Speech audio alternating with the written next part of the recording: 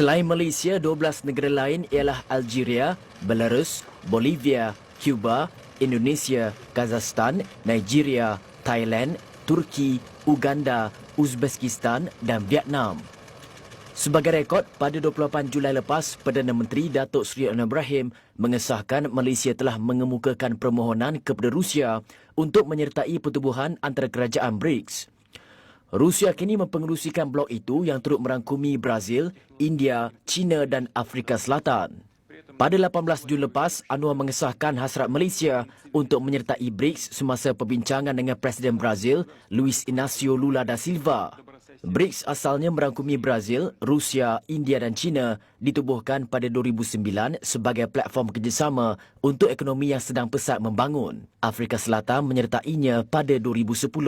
Blok itu telah berkembang dengan meliputi Iran, Mesir, Ethiopia dan Emirat Arab Bersatu.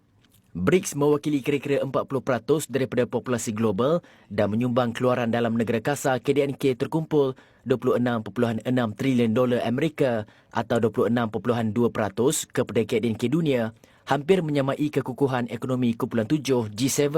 G7 ialah kumpulan tidak rasmi 7 daripada ekonomi maju dunia, merangkumi Kanada, Perancis, Jerman, Itali, Jepun, United Kingdom, Amerika Syarikat serta Kesatuan Eropah. Menteri Ekonomi Rafizi Ramli dijadual menyampaikan kenyataan negara pada sidang Kemuncak Brics Outreach, Brics Plus di Kazan, Rusia pada 24 Oktober 2024. His Excellency Vladimir Putin, President of the Russian Federation, His Excellency's Head of States, Excellencies, on behalf of the Prime Minister of Malaysia, Anwar Ibrahim, allow me to express our appreciation to His Excellency President Putin for inviting Malaysia to participate into this forum. This marks Malaysia's first ever presence in Brics Summit. Situated in the center of Southeast Asia, Malaysia's historically strategic positioning is a metaphor for our ambitions. To be a linchpin between East and West, but also North and the Global South.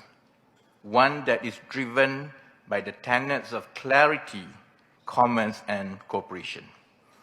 Excellencies, today, these tenets are at odds with the changing global landscape.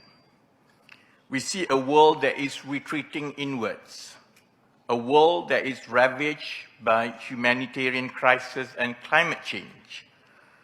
Instability has undermined global supply chains and trade, but it has also undermined the moral positions we advocate for. The pinnacle of this is in Gaza. 383 days on, Israel has committed what can only be described as war crimes. Crimes against humanity and a genocide of the Gazan people. Over 40,000 Palestinians have been killed, infrastructure decimated, and the remaining few are left in starvation. The vast atrocities committed are a moral imperative for an equally firm response. Malaysia strongly calls for an immediate and permanent ceasefire and to allow unrestricted humanitarian access to Gaza. We will continue to stand with the Palestinian people shoulder to shoulder until they are given the right to self-determination of a sovereign Palestinian state. Yet, Israel is not slowing down. They have now set their sights on Lebanon, instigating an ongoing military conflict that disregards any form of international law. This negligence risks destabilizing the entire region into a wider conflict.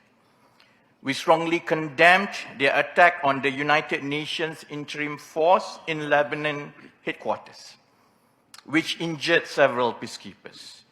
Currently, Malaysia has our own detachment of peacekeepers in Lebanon, consisting of 883 personnel who are stationed in Tibnin and Maracah.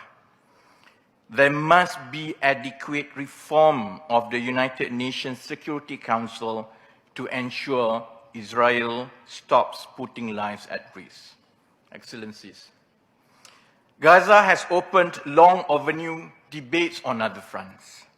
The countries of the global south have continued to be marginalized and remain underrepresented. The rise of protectionism cripples smaller countries from getting ahead. Barriers to development finance impede the building of vital infrastructure, and the growing global debt has become a chokehold to growth. For Malaysia, Brics is not just a rejection of these constraints, but it is also the solution. As the world becomes multipolar, Brics has become a critical counterbalance. If member countries can embrace seamless economic linkages, the potential is exponential. Strategically, the push for multilateralism will create more robust value chains, shielding each of us from external shocks. By promoting greater economic integration, developing countries will have more opportunities in infrastructure investment, technology transfer, and capacity building.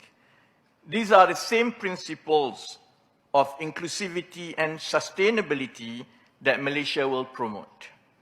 As we take the chairmanship of ASEAN in 2025, we see tremendous synergies between ASEAN and Brics. We want to showcase our regional leadership in semiconductors, energy transition, and Islamic finance. Indeed, Malaysia's application to Brics is centered on building economic partnerships, strengthening trade ties, and expanding our growth potentials. Excellencies, whether it is ASEAN or Brics, there is a commonality in our worldview that as some parts of the world turn inwards, we remain steadfast and we will continue to engage openly. That as ASEAN chair, we are crafting a new position for Malaysia to play in, one that is rooted in economic diplomacy, where our centrality and neutrality bridges ASEAN and Brics, and where we become a focal point for countries that want to push back against the global trend. Thank you very much. Большое спасибо. Географическое положение Малайзии, конечно, очень важно, но не менее важно, какими темпами развивается ваша страна. Вы обратили внимание на долг, на растущий долг стран глобального юга, так оно и есть. Но я хотел бы обратить внимание на то, что растет и долговые обязательства развитых экономик. Просто фокус заключается в том, что, используя свое монопольное положение в сфере экономики, мировых финансах, в значительной степени